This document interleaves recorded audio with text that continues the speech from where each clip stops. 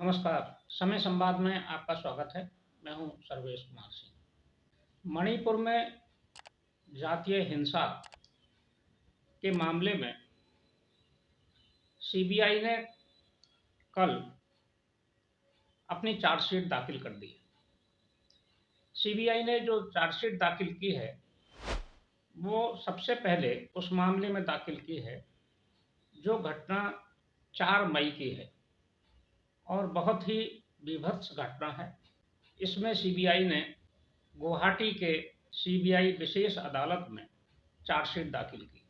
इसमें एक नाबालिग बच्चे समेत 6 लोगों को दोषी माना गया है और उनके खिलाफ चार्जशीट दाखिल हुई। यह घटना वही घटना है जिससे पूरे देश में बहुत बड़ा आक्रोश पैदा हुआ था और पूरा देश में मणिपुर चर्चा में आया।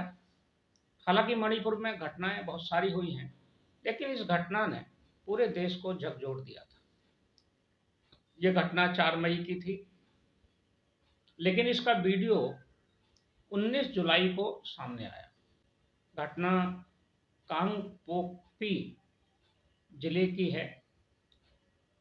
फोगांग एक गांव है वहां जिसमें यह घटना घटित हुई। वहां 1000 लोगों की भीड़ एक साथ घुसी और गांव में आगजनी, लूटपाट, मारपीट और हत्या, 2 हत्याएं हुई और 2 महिलाओं की निर्वस्त्र करके परेड कराई गई। गैंग रेप हुआ। इस घटना का वीडियो भी बनाया गया, लेकिन यह वीडियो सार्वजनिक नहीं हुआ। तब तक सार्वजनिक नहीं हुआ जब तक संसद का मानसून सत्र शुरू नहीं हो गया। मानसून सत्र शुरू होने से ठीक एक दिन पहले, मानसून सत्र 20 जुलाई को शुरू हुआ और ये वीडियो 19 जुलाई को सामने आ गया। 19 जुलाई को जो ही ये वीडियो सामने आया, देश में बहुत बड़ा आक्रोश पैदा हुआ। लोग सड़कों पर उतर आए और सबसे महत्वपूर्ण ये हुआ कि हमारे सर्वोच्च न्यायालय ने इस पर संज्ञान लिया। अगले ही दिन 20 जुलाई को सर्वोच्च न्यायालय के मुख्य न्यायाधीश न्यायमूर्ति डी.वाई. चंद्रचूड़ ने टिप्पणी की और उन्होंने केंद्र और राज्य सरकार को निर्देश दिए कि इस पर शीघ्र कार्रवाई की जाए। ये बहुत चिंताजनक घटना है। महिलाओं के साथ बहुत गंभीर अपराध हुआ है और उन्होंने इसके साथ चेतावनी भी दी कि अगर केंद्र और राज्य सरकार अतिशीघ्र कार्रवाई करने में सक्षम न हो तो इस पर हम कार्रवाई करेंगे। इस घटना से अगले दिन जब संसद का सत्र शुरू हुआ तो संसद का सत्र भी प्रभावित हुआ।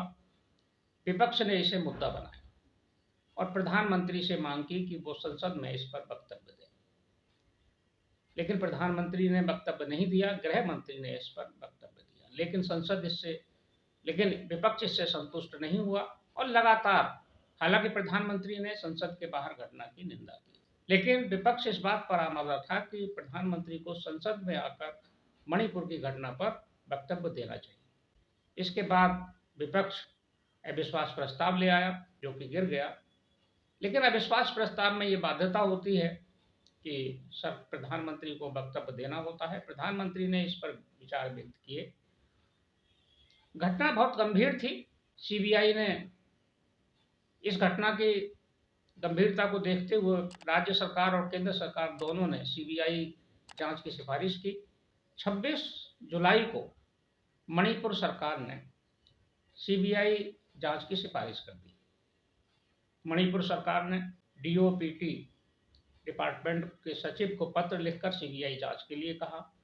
इस पर केंद्र सरकार के गृह सचिव ने भी सीबीआई जांच की सिफारिश कर दी। यानी 27 जुलाई को सीबीआई जांच की सिफारिश हो गई। सीबीआई ने तत्काल इस मामले में एक टीम बनाई जिसमें 3 डीआईजी स्तर के अधिकारियों को रखा गया। इसमें 2 महिला डीआईजी और 53 अन्य सीबीआई के कर्मचारी और अधिकारी शामिल थे। इसमें भी महिलाओं की संख्या अधिक थी। 29 महिला पुलिस अधिकारियों को और कर्मचारियों को सीबीआई ने शामिल किया।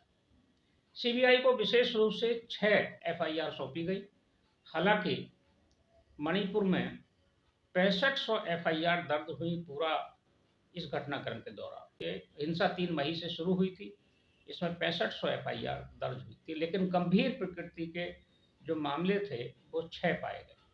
इन 6 मामलों में से एक में कल सीबीआई ने विशेष अदालत में, सीबीआई कोर्ट में गुवाहाटी में अपनी चार्जशीट दाखिल कर दी है। ये एक मामला था जो बहुत चर्चा में था। इसके अलावा और भी कई जघन्य घटनाएं वहाँ हुई, जिसमें 3 मई की भी घटना है। मणिपुर की जो हिंसा है, ये इसमें सर्वाधिक दंश महिलाओं को झेलना पड़ा। 3 मई की घटना में भी एक रेप की घटना हुई थी। उसके बाद 4 मई को ये दूसरी घटना हुई जो 19 जुलाई को सामने आई।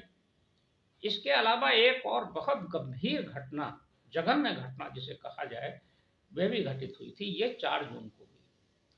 4 जून को कांगपोकपी जिले के एक परिवार के 3 सदस्य एक बच्चे को लेकर, हेन सिंह नाम का एक बच्चा जिसकी उम्र 7 साल थी, उसकी माँ और उसकी आंटी एम्बुलेंस से लेकर इम्फाल के अस्पताल जा रहे थे। बच्चे के सिर में गोली लगी थी। वेस्ट इम्फाल में एक उग्र भीड़ ने इस एम्बुलेंस को घेर लिया और एम्बुलेंस में आग लगा दी, जिससे बच्चा, उसकी माँ और उसकी आंटी तीनों जल के मर गए। खास बात यह थी कि इस एम्बुलेंस के साथ पुलिस भी तैनात थी, लेकिन पुलिस कुछ नहीं कर सकी। इस मामले में भी 2 एफआईआर दर्ज हुई। एक एफआईआर बच्चे के पिता ने दर्ज कराई और दूसरी पुलिस ने दर्ज की। बच्चे के पिता की तरफ से जो एफआईआर दर्ज की गई, उसमें बहुत गंभीर आरोप नहीं लगाए गए, उसे गैर इरादतन हत्या के मामले में दर्ज किया गया, जबकि पुलिस की एफआईआर हत्या की दर्ज की गई। ये मामला भी बहुत चर्चा में रहा। इस घटना में जो बच्चा हेन सिंह, जिसका को जिंदा जला दिया गया, इसकी जो माँ है वो मैतेई समुदाय की थी और पिता कोकी समुदाय से जुड़ा हुआ था। इसके अलावा कई अन्य घटनाएं मणिपुर में हुई। मणिपुर का जो घटनाक्रम है ये वाकई में बहुत दुखदायी रहा है। हालांकि अब मणिपुर में लगभग शांति लौट रही है। मणिपुर में एक और घटना हुई थी जिसमें 2 टीनेजर्स बच्चों को, एक लड़का और एक लड़की, बाइक से जा रहे थे, उनका अपहरण कर लिया गया। 2 महीने बाद उनके शव बरामद हुए। इन दोनों के मामले में भी पुलिस ने कई लोगों को गिरफ्तार किया है। पुलिस की कार्रवाई, सीबीआई की सतर्कता और सुरक्षा बलों की तैनाती से मणिपुर में शांति लौट रही है और आशा की जाती है कि बहुत जल्दी मणिपुर फिर जनजीवन वहाँ सामान्य होगा। केंद्र सरकार ने और राज्य सरकार ने, दोनों ने भारी सुरक्षा बलों की तैनाती की हुई है। केंद्र सरकार की ओर से लगभग 35,000 जवान वहाँ तैनात हैं। इसमें सेना, असम राइफल्स, बीएसएफ और सीआरपीएफ के जवान भी हैं। इसके अतिरिक्त जो राज्य पुलिस है ये भी तैनात है। राज्य सरकार और केंद्र के प्रयासों से जल्दी ही वहाँ शांति लौटेगी, ऐसी उम्मीद की जा सकती है। समय संवाद में आज बस इतना ही। कल फिर मिलेंगे किसी एक खास विषय के साथ। तब तक के लिए मैं सर्वेश कुमार सिंह आपसे विदा लेता हूँ।